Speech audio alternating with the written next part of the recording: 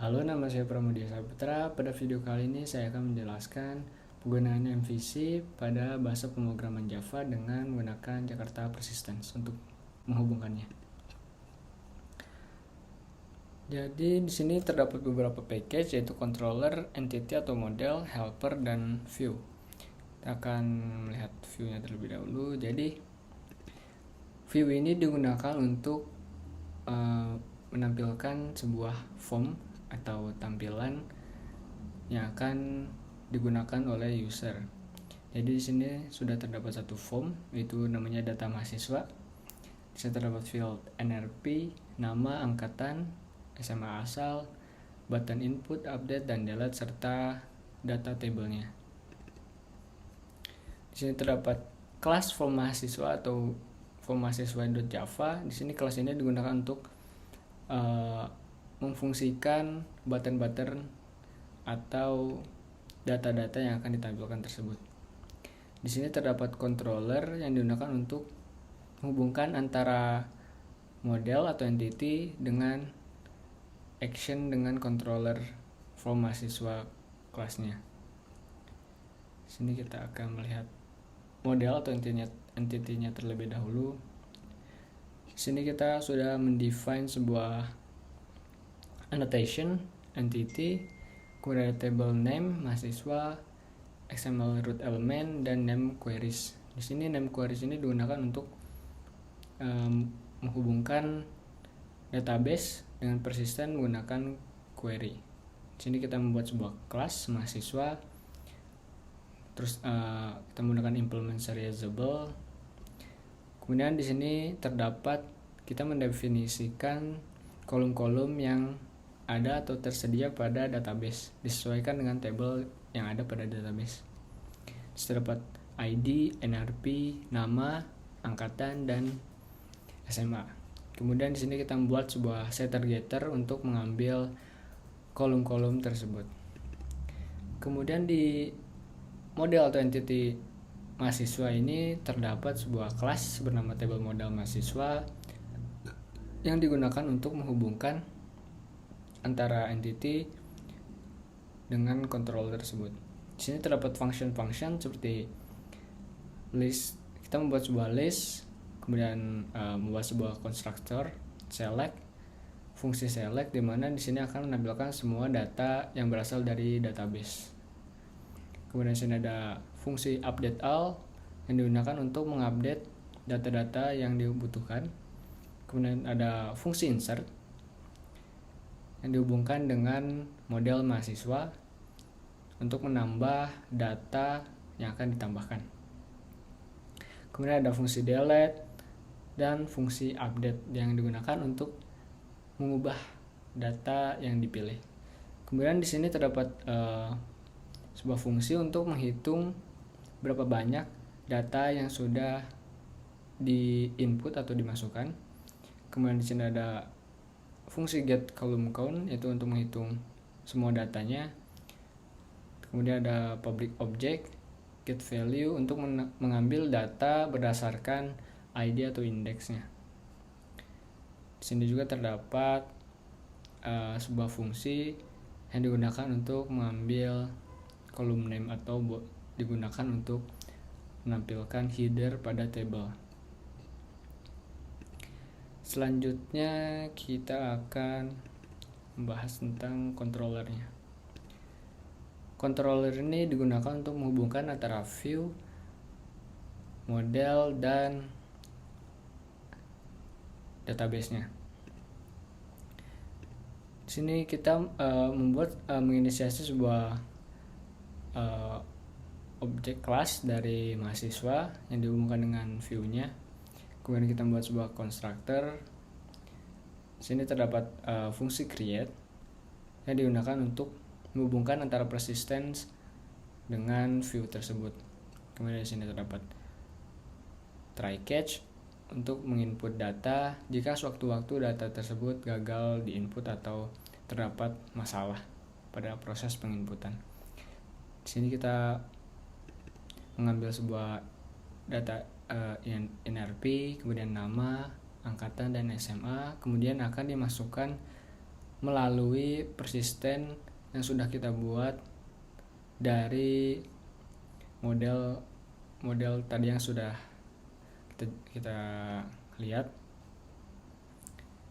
Jika terdapat sebuah exception, maka akan di rollback atau data tersebut tidak akan dimasukkan untuk menghindari error-error. Kemudian di sini terdapat fungsi update yang diambil dari jika kita mengklik button update tersebut. Kemudian di sini terdapat fungsi delete juga yang untuk menghubungkan dengan model yang sudah kita buat tadi, query-nya, dan fungsi select.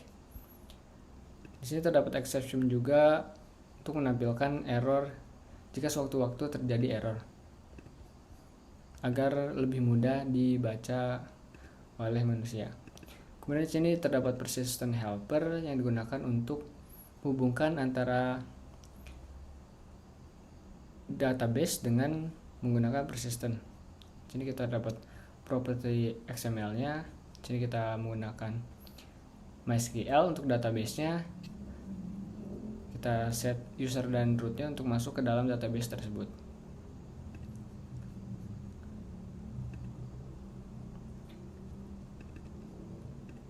Oke, di sini kita akan menjelaskan tentang kelas pada view tersebut atau action yang akan dibuat pada ketika button tersebut diklik. Jadi sini kita membuat sebuah form mahasiswa yang mengextend dari Java Swing JFrame dari library yang sudah ada. Kemudian kita membuat sebuah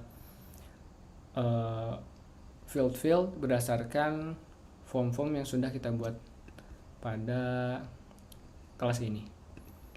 Kemudian kita memanggil sebuah table model mahasiswa, modelnya, kemudian controllernya juga. Kemudian kita membuat sebuah konstruktor. Kemudian kita menampilkan data melalui model-model yang sudah kita buat tadi. Kita memanggil controllernya juga, kemudian kita menselect semua datanya tersebut. Kemudian di sini terdapat action button input. Ketika button tersebut diklik, maka di sini kita akan memasukkan data dengan melalui controller tersebut. Kita memanggilnya dengan controller.create, memanggil fungsi create. Sama dengan fungsi create, di sini update, kita memanggil fungsi update dengan memanggil controller tersebut. Kemudian di sini terdapat event mouse click. Ketika data pada table itu diklik, maka akan memunculkan data kepada form yang sudah kita buat tadi. Di sini terdapat table mahasiswa untuk menampilkan data-data kepada table. Kita set field NRP-nya, nama, angkatan, dan field SMA. Kemudian di sini init komponen untuk menginisiasi pembuatan table. Dan di sini terdapat sebuah new string untuk menampilkan head atau column header-nya. Kemudian pada static void main-nya digunakan untuk menampilkan form yang akan ditampilkan tersebut ke dalam JFrame dalam satu JFrame. Kemudian kita memanggil fungsi pack untuk menyatukannya dan kita set visible true. Oke, kita akan mencoba aplikasinya. Kita run.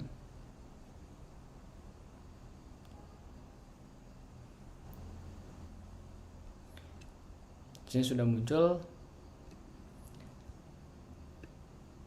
data-datanya sesuai dengan form yang sudah kita buat, NRP, nama, angkatan, dan SMA asal. Di sini sudah terdapat data yang sudah kita masukkan. Coba kita akan lakukan pengetesan. Nama,